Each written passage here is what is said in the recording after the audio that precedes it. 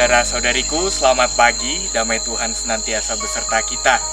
Syukur kepada Allah bahwa kita telah merayakan Paskah tahun ini, walau dengan suasana yang berbeda. Suasana yang mungkin tidak begitu mudah bagi banyak orang, namun kiranya jangan sampai sukacita kebangkitan Tuhan lenyap karena situasi ini. Saudara-saudari yang terkasih, kemarin kita sudah mendengar kisah Maria Magdalena yang mendapati kubur Yesus kosong. Ia kemudian menangis dan meratapinya. Maria bahkan sampai tidak menyadari bahwa Yesus telah hadir di sana. Yesus menyapanya dengan kata, "Ibu, mengapa engkau menangis?" Tetapi Maria tidak menyadari bahwa yang berkata demikian adalah Yesus yang ia cari.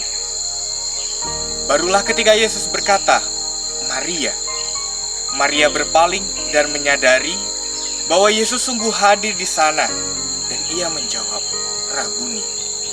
Dari sini kita belajar bahwa penting bagi kita, panggillah orang-orang tertentu yang sangat kita kasihi dengan cara yang khas, karena di sanalah kita temukan sukacita, kekeluargaan, dan keakraban. Hari ini, secara khas, Yesus kembali menampakkan diri kepada para murid dalam kisah perjalanan dua orang muridnya ke Emmaus. Yesus yang berjalan bersama mereka tidak begitu saja dikenali. Sementara itu percakapan terus terjadi. Bahkan salah seorang dari mereka, yakni Kleopas, berkata, "Adakah engkau satu-satunya orang asing di Yerusalem yang tidak tahu apa yang terjadi di situ pada hari belakangan ini?" Kedua murid tersebut gagal mengenali Yesus.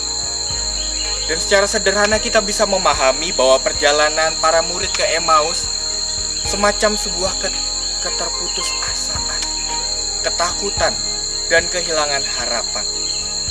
Untuk apa bertahan di Yerusalem sementara tidak ada lagi yang dapat menjadi panutan?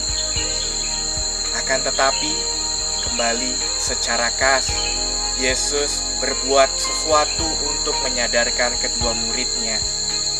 Persis seperti Yesus perbuat dalam perjamuan makan. Ia mengambil roti, mengucap berkat, memecah-mecahkannya, dan membagi-bagikannya. Dan seketika itu juga kedua mata murid tersebut terbuka, dan mereka mengenali Yesus. Saudara-saudari, setidaknya ada dua hal yang pernah tertawarkan untuk kita renungkan bersama. Pertama, cara lain yang dapat kita buat untuk senantiasa menjaga keakraban, kekeluargaan, dan cinta kasih di antara orang-orang yang kita kasihi adalah juga dengan membuat suatu hal yang bisa menjaga hal tersebut tetap terjaga. Itulah cara-cara khas yang dapat kita ingat, yang dapat kita buat kembali untuk menghadirkan sukacita, untuk menyapa orang-orang yang kita kasihi, sehingga sukacita yang kita rasakan adalah sebuah sukacita kebersamaan. Dua, apa yang dibuat Yesus pada kedua murid di Emmaus sungguh menunjuk pada perayaan Ekaristi. Ekaristi adalah sumber dan puncak iman kita. Ekaristi adalah perayaan iman kita yang khas dan menyatukan iman kita. Maka, mari kita menaruh rasa hormat yang tinggi serta tetap menjaga rasa kerinduan kita terhadap Ekaristi, terutama dalam masa yang tidak mudah ini, di mana sedang terjadi pandemi COVID-19. Selamat bagi setiap pribadi yang begitu merindukan perayaan Ekaristi secara bersama-sama, merindukan menerima komuni kudus, karena di sana Anda sungguh berhasil membangun relasi yang baik dengan Allah dan menemukan sukacita yang sejati dalam perayaan Ekaristi, yakni sukacita penyelamatan Allah. Semoga damai Tuhan senantiasa beserta kita. Amin. Vivat Cor Jesu, per cor Mariae.